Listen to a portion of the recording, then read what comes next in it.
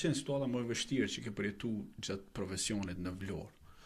Se unë do të pyes më poshtë edhe për bandat e famshme e krimi i organizuar, jo vetëm në Vlorë, po edhe në gjithë Shqipërinë, do të pyes edhe për kanabizimin më poshtë.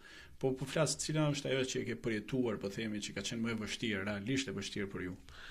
Shiko, përveç gallatës me këto të deorit që doli u bë me famshme gjithandej. Patjetër, do të thënë kanë qenë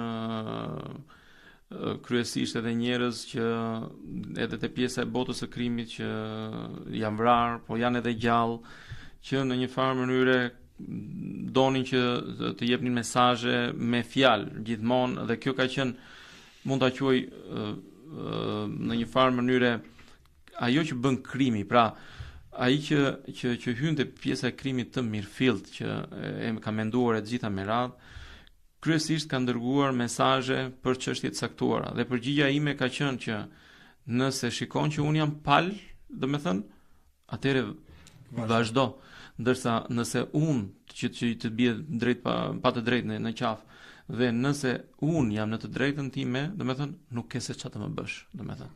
Dhe çdo lloj mesazhi jam vënë në dieni, do të thënë, struktura brenda dhe jashtë Shqipërisë, do të thënë të ndryshme. Dhe pikërisht në lidhje me këto situata, ndër ato që un kam rrezikuar jetën, që mund të them që mund të kisha vdekur, ka nisur në 97-ën, kur un kam qenë përkthyes me italianët vetëm 11 vjeç në atë kohë. I gënjeve për moshën, besoj. I kam gënjur. Do të thënë, i thosha, por kishte edhe një gjë që nuk guxonin atë kohë të dilnin shumë njerëz. Po, nga sepse ishte dhe ne kishim një budallëk, mund të Pra ti nuk morë armë si gjithë tjerët. Jo, mora. A mora edhe ti kur mora. Un kam qenë dhe pranoj publikisht.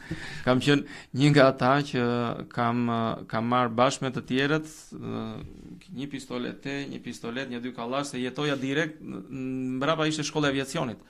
Do të thënë, i kishe afër. I kisha afër. Edhe rudi barjet, edhe si mi bardh në shtëpi. Dhe na duheshin ne, sepse bashkë me baban dhe njerëz të tjerë pasaj në lagje u organizuam që mbronim lagjen, pa ardhur italianët.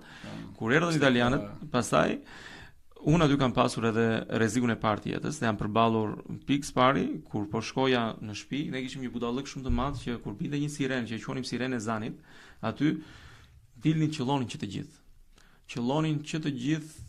Sirena e zanit Çavushit thua apo zanit? Ajo ishte sirenë që kanë qenë për emergjenca. Okay. Dhe ne ja vinim emrin